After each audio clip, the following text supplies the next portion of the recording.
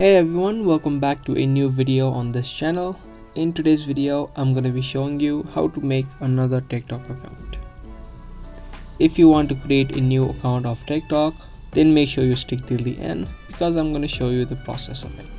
Let's head over to TikTok first.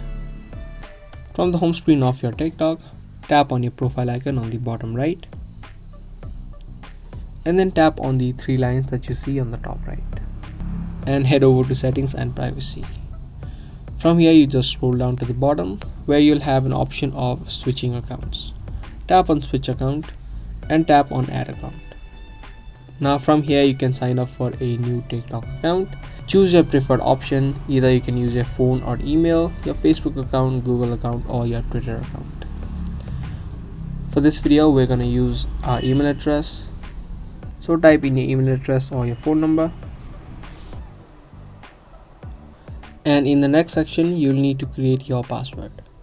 Make sure your password is at least 8 characters long, which must also include numbers, letters and special characters. After you type in the password, tap on next. Now it's time to add in your birthday. Choose your birthday correctly because you won't be able to change it later on. And tap on next.